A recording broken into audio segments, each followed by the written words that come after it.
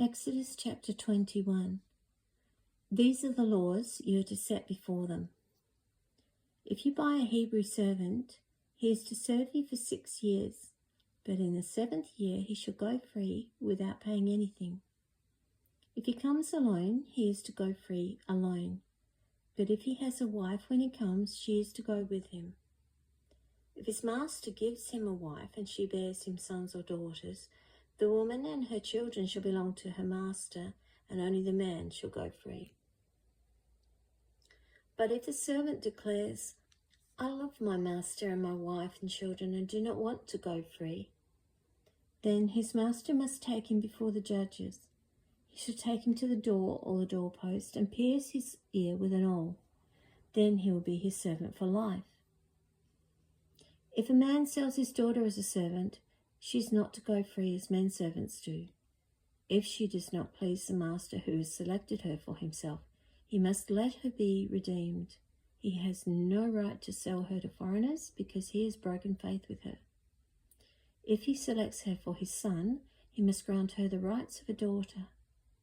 If he marries another woman, he must not deprive the first one of her food, clothing, and marital rights.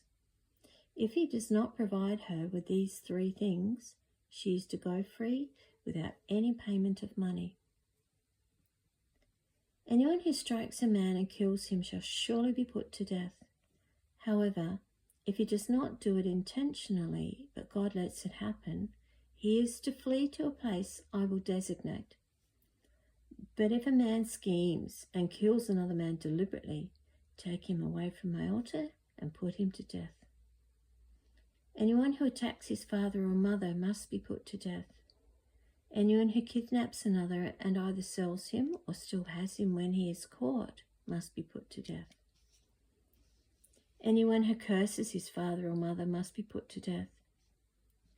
If men quarrel and one hits the other with a stone or with his fist and does not die but is confined to bed, the one who struck the blow will not be held responsible if the other gets up and walks around outside with his staff.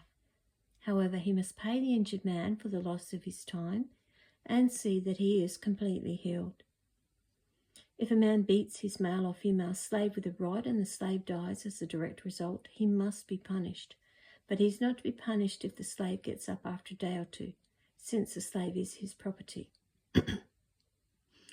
If men who are fighting hit a pregnant woman and she gives birth prematurely, but there is no serious injury, the offender must be fined whatever the woman's husband demands and the court allows. But if there is serious injury, you are to take life for life, eye for eye, tooth for tooth, hand for hand, foot for foot, burn for burn, wound for wound, bruise for bruise. If a man hits a manservant or maidservant in the eye and destroys it, he must let the servant go free to compensate for the eye. And if he knocks out the tooth of a manservant or maidservant, he must let the servant go free to compensate for the tooth. If a bull gores a man or a woman to death, the bull must be stoned to death, and its meat must not be eaten. But the owner of the bull will not be held responsible. If, however, the bull has had the habit of goring, and the owner has been warned but has not kept it penned up, and it kills a man or woman, the bull must be stoned, and the owner also must be put to death. However, if payment is demanded of him, he may redeem his life by paying whatever is demanded. This law also applies if the bull gores a son or daughter. If the bull gores a male or female slave, the owner must pay 30 shekels of silver to the master of the slave, and the bull must be stoned. If a man uncovers a pit or digs one and fails to cover it, and an ox or a donkey falls into it, the owner of the pit must pay for the loss. He must pay its owner, and the dead animal will be his. If a man's bull injures the bull of another and it dies, they are to sell the live one and divide both the money and the dead animal equally.